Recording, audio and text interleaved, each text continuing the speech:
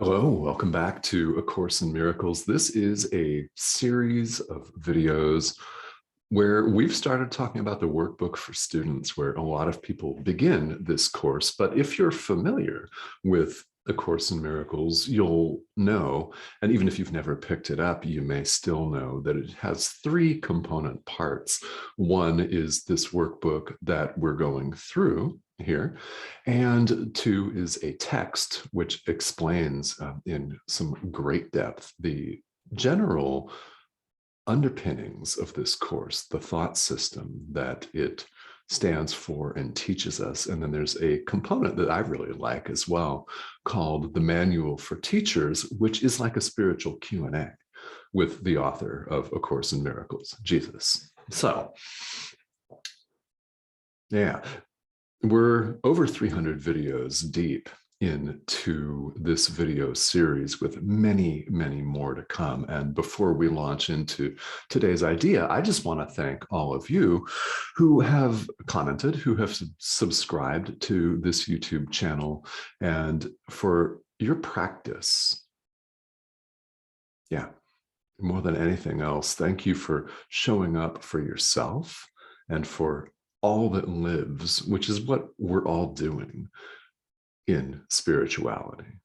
No matter what tradition you practice, Course in Miracles could be a component part, it could be your main practice, or it could be something that you're just perusing and interested in.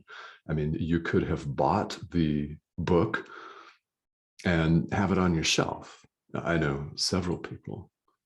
I won't mention their names, but I've got a very good friend who's had a copy of the course on her shelf for at least 7 or 8 years. And despite being very good friends with me, and despite some encouragement on my part and invitation on my part to pick it up and run with it, she still hasn't picked it up. And if that's you, that's perfectly okay. Welcome. There's a reason you bought it and you've got it on your shelf. Because one day it'll say, open me. Yeah, one day it will. All right, so we've arrived at lesson 288 today in our workbook, String of Ideas. And here at this stage in the workbook, which is part 2, you will notice as you read the commentary that there is a prayer which shows up in print as italics, and then some commentary that follows. And they're always germane to the idea of the day. So let's talk about them both here. The idea, lesson 288, let me forget my brother's past today. Let me forget. Yeah, let me forget my brother's past today, right now.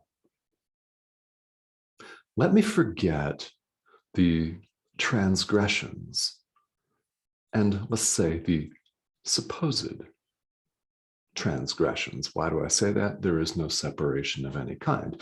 There is no separate other to transgress against you, nor, by the way, can you transgress against a separate other.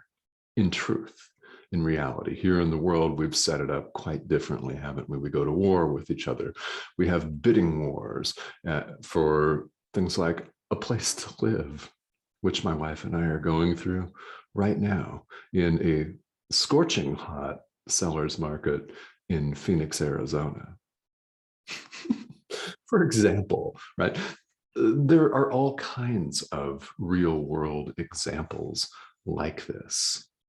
So, in saying, let me forget my brother's past today, we're saying, let me forgive. Let me extend love to my brother, to my sister, to my fellow humans, to all that lives. Let me extend love. Let me be loving. Let me show up as loving and forgiving and extend this love. Let me forget my brother's past. Let me forget the fight that you had with your ex 15 years ago on October 27th at 9:33 p.m. It's not that far-fetched, is it? We remember these details and we hang on to them, and we want to keep them. And what we're doing is, when we harbor a grudge, when we harbor a resentment and don't forgive it, which is to let it go, then we only end up hurting ourselves. We don't actually, in the world, hurt the other person necessarily by stewing and going to town on ourselves. Yet we do, because there is no separation of any kind. The loving thing to do is to forgive. This is the philosophical underpinning of the whole course. This is described and presented to us as our function in the world: to extend love, to forgive, in other words. And to do it as the course suggests that we do it. Now, the interesting thing about A Course in Miracles is that you can absolutely and completely do this and practice a traditional religion if you so choose. You can practice your own form of spirituality, whatever that may be. This can serve as a very helpful tool and an adjunct to your current practice. Or you may have chosen to adopt the Course as your main spiritual practice. Either way, the very fact that you're watching this video and even thinking about A Course in Miracles means you're on the path. Of course, you realize there's no going back. All right. Isn't that exciting? Okay, so I want to call your attention to the italicized prayer for lesson 288. Let me forget my brother's past today. Let me forget all the drama, all of it. Let me forget my brother's past today. The last italicized sentence here is really interesting and very profound. Of course, read the whole thing. Don't skip. It's too short to skip. Come on, right? It says, but let me honor him who bears your name, and so remember that it is my own. And let me honor him who bears your name, and so remember that it is my own. Him who bears your name, we're talking about our brother. The Course uses the term brother. Brother and sister are fellow human beings, every other living thing, right? So when I say brother, I'm simply following the language as dictated by Jesus and written in the Course. You can substitute sister for that. Sometimes I say brother and sister. Yeah, you know where I'm going with this. Yeah, let me honor him who bears your name. Let me honor him or her who bears your name. Your name in caps, yeah, the name of God. And so remember that it is my own. Let me forgive him or her who bears the name of God. And let me remember that it is my own. I wanted to call your attention to that because I've said already on this video and multiple other videos, of course, that there is no separation of any kind. So the more we entertain that idea and grow to accept it, and it's okay if you're skeptical at first, right? Who wouldn't be, right? We've been trained to think that we're cut off and separate. I mean, really, talk about being brainwashed and inculcated, and, our family and school, and, even the political system, it didn't necessarily mean us any harm. They were conditioned in the same way that we've been conditioned. So a little skepticism or a lot of skepticism, so be it. That doesn't make any difference. As long as you're just willing to entertain the idea and think about it, even if you think I'm nuts. It's not me that's talking. It's not some dude named Tomas Garza who's going through a house search with his wife in Phoenix, Arizona, who's got a cool rug behind him. It's not who's talking to you. You know who's addressing you here. What you see and hear talking to you is a tool, a communication device.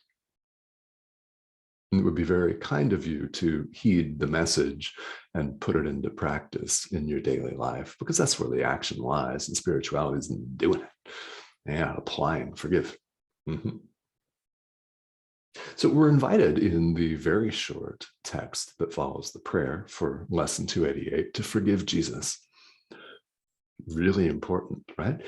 Forgiveness, as we've seen in the course, is either total, comprehensive, total, all-encompassing, with no one or no thing left out, or it's not at all. This includes Jesus, who is the author of A Course in Miracles. And of course, famously, the course was dictated to a woman in the 1960s, mid-1960s, named Helen Schuckman. And her colleague, William Tedford, helped her transcribe her own shorthand notes. So this is all channeled and divinely inspired. Jesus is the author. And when he says, forgive me then today, it's saying, yeah, forgive him. So let's talk about something really interesting here. As we know, if you've grown up in the West, I don't know what part of the world you're watching this from here. A number of you may be watching this from Asia, so you may have been raised in a Buddhist tradition or Taoist, Shinto. If you're watching from Japan, I don't know. But if you've grown up in a Western society where the Judeo-Christian religious tradition is the most commonly practiced, right? If you've grown up in that society, as I did in the United States, you know that the word Jesus, the image of Jesus, can be really different than a message of simple love and forgiveness, can't it? Jesus is bandied about as a cultural and religious icon. And things are attributed to Jesus that I doubt very strongly that he ever said and never would say, because they talk about separation. He didn't say that. And if people took it that way, well, so be it, right? They did, they took it that way. Because Jesus would never say that, at the same time, he would never say forgiveness is either total or not at all. He would never say that in conjunction with some of the statements that we hear in popular culture, saying that 80% of the world's doomed to hell because they don't go to the same building at 11 o'clock on Sunday morning as we do, right? Yeah, no. Spirituality has absolutely nothing to do with buildings. Buildings are made up. I mean, literally, right? We took these raw materials and we made these things, and we housed these things that we call the body.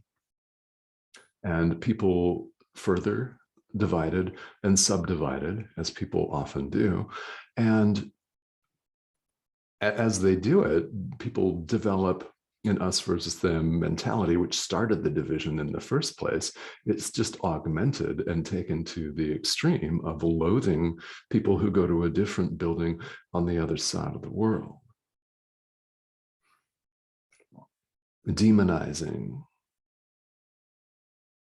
And it's directly akin to putting an angry dog in a fenced enclosure. The dog defines and defends his or her personal territory. Yeah, ouch, right? This is what we're doing as human beings. We're defining and defending personal territory. If you're a student of Buddhism, this will be really familiar, right? No doubt your lama or teacher has talked about this. It's what we do in samsara, yeah? In the world, in the ego clinging world. We define and defend personal territory.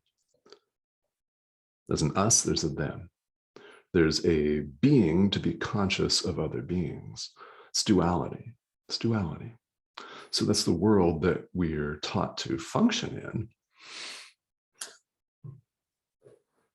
And with A Course in Miracles and whatever your spiritual practice is, we're questioning that and gradually, if need be, releasing that. This is what an act of forgiveness is. It's releasing. It's freeing yourself. It's accepting healing for yourself.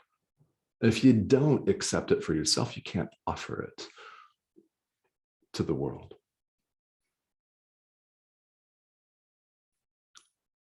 We may think that we can do it, but it's not possible. So, in that light, forgive. And in that light, entertain, even if it's only for one moment, the idea that there is no separation of any kind. Let me forget my brother's past today.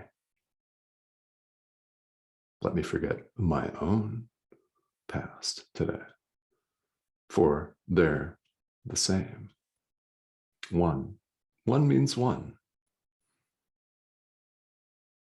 It's conceptually simple, yet it's very contrary to the way we've been raised.